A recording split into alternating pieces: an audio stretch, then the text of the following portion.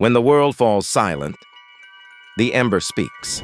Welcome to the Ember Hour, where stories glow even in the dark. Long ago, in a village swallowed by mist and memory, people feared the one thing they couldn't see: the smoke that spoke. Tucked beneath ancient pines and forgotten hills, the village lay curled in silence. Chimneys coughed gray ribbons into the sky, and stories like soot clung to every rooftop. In this quiet place lived a girl named Suri. Barefoot and wide-eyed, she wandered near the woods while others stayed close to their hearths. Her voice was soft, but the smoke listened. They whispered about her, the villagers, how the wind shifted when she walked by, how smoke bent toward her as if it knew her name. They said she would bring the old days back, the dangerous days. One night around the fire, the elder spoke. There was once a girl who whispered to the smoke, and it whispered back. She was burned for it. The flames flickered. The smoke curled like it remembered.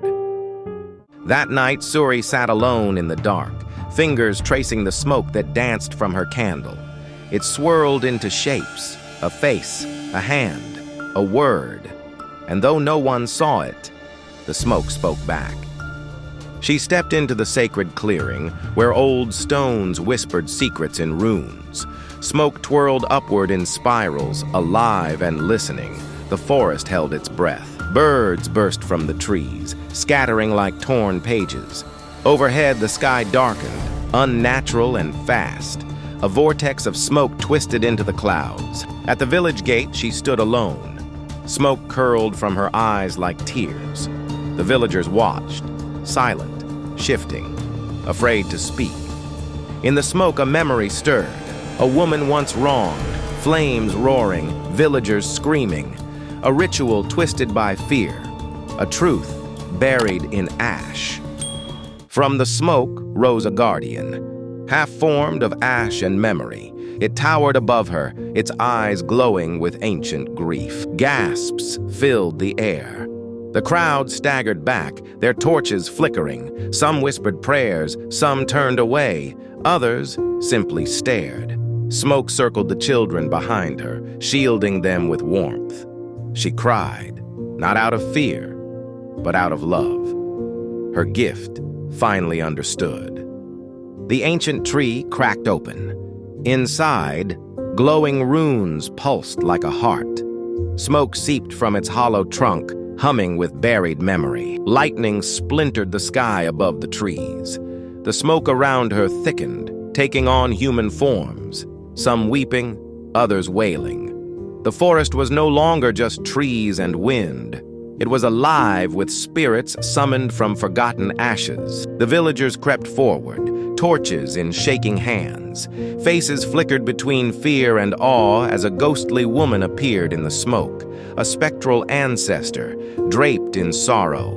"You forgot us," she whispered. Smoke swirled around the crowd, replaying the sins of the past. Banished women, burning books, a truth buried in silence. The villagers dropped their torches in shame. Overwhelmed, the girl dropped to her knees. Tears streamed down her cheeks, yet she did not scream. Instead, embers lifted from the ground around her, swirling like fireflies. The forest held its breath. With one final breath, she chanted the closing words. Smoke burst upward in a spiral, scattering the storm clouds. The sky cleared. Moonlight poured in. Silence fell, thick, sacred. The villagers, unsure, inched closer. Their eyes no longer sharp with suspicion, but soft with wonder.